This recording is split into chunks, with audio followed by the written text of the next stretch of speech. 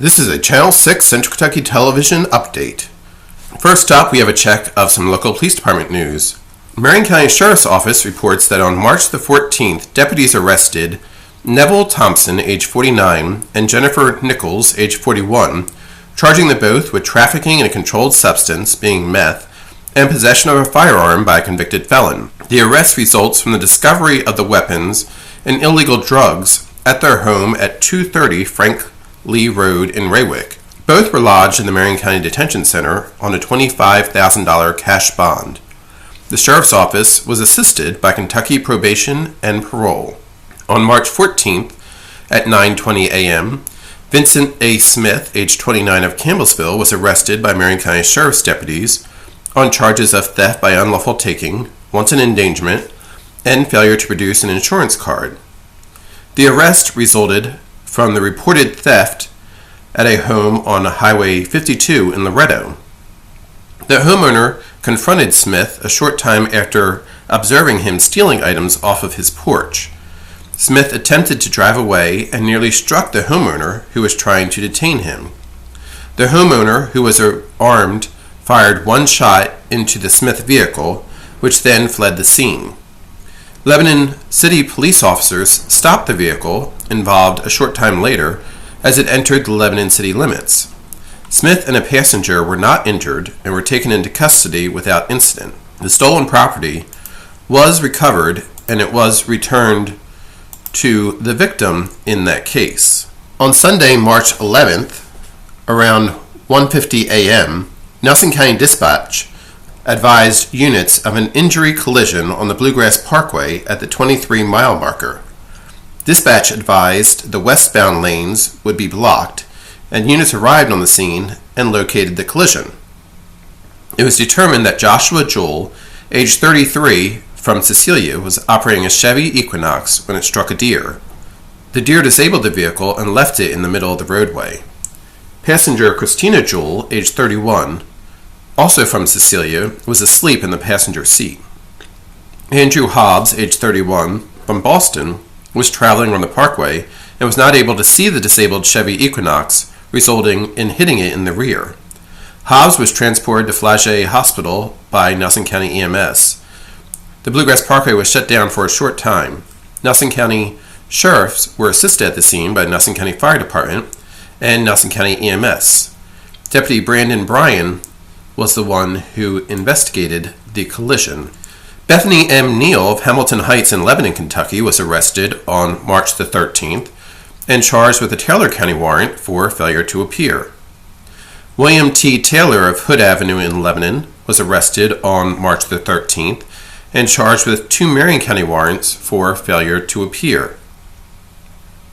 Picuso Mendoza Julian of North Forest Street in Lebanon, Kentucky, was arrested on March the 13th and charged with alcohol intoxication in a public place. Samuel P. Mullins of Arbuckle Creek Road in Lebanon, Kentucky, was arrested on March the 11th and charged with alcohol intoxication in a public place. Ashley Dawn Crum of Wyandotte Avenue in Owensboro, Kentucky, and Misty D. Cremens of West Main Street in Danville, Kentucky, were arrested at the Walmart on the Campbellsville Highway in Lebanon on March the 12th and charged with theft by unlawful taking under $500, shoplifting for taking $457.92 worth of merchandise, which was recovered and retained by Walmart. They were also charged with criminal trespassing in the 3rd degree. Timothy W. DeVerney of Alpine Drive in Lebanon, Kentucky, was arrested on March the 9th and charged with a Marion County warrant for probation violations. Charles L. Miles of St. Francis Raywick Road in Raywick, Kentucky, was arrested on March the 11th and charged with driving on a DUI suspended license in the first and rear license plate not illuminated. Bethany M. Neal of Simon Loop in Lebanon, Kentucky, was arrested on March the 13th and charged with a Marion County warrant for falsely reporting an accident. William Lawson of Mercer Avenue in Lebanon, Kentucky, was arrested on March the 14th and charged with alcohol intoxication in a public place, possession of an open alcoholic beverage container in a motor vehicle, and a Marion County warrant for failure to appear. In honor of National Women's History Month, the City of Bardstown is spotlighting several female leaders in the community.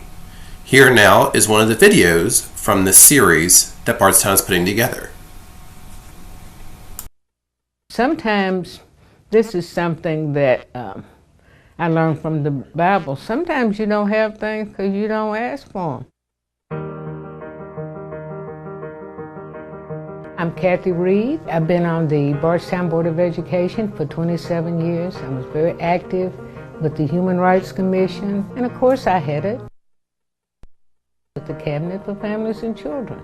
I always had a passion for working with people, helping people, and every career path that I've taken, it all goes back to that.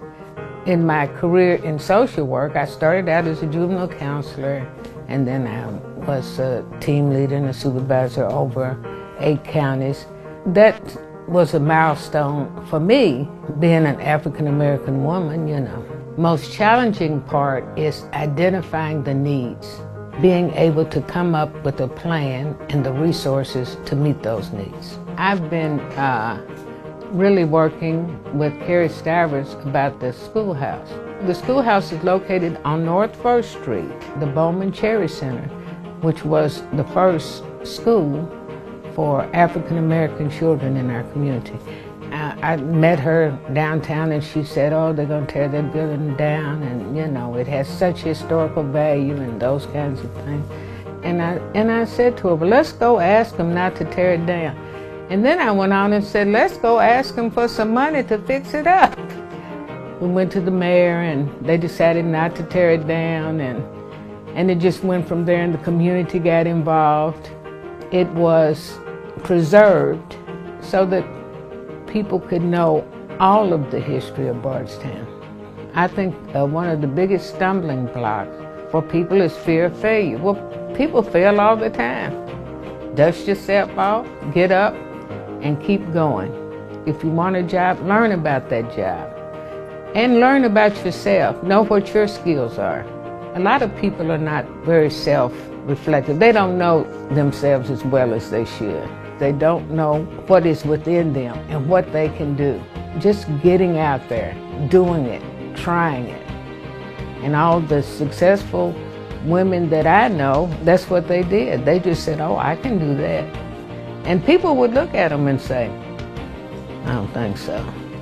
When I ran for the school board, people said, you'll never get on there.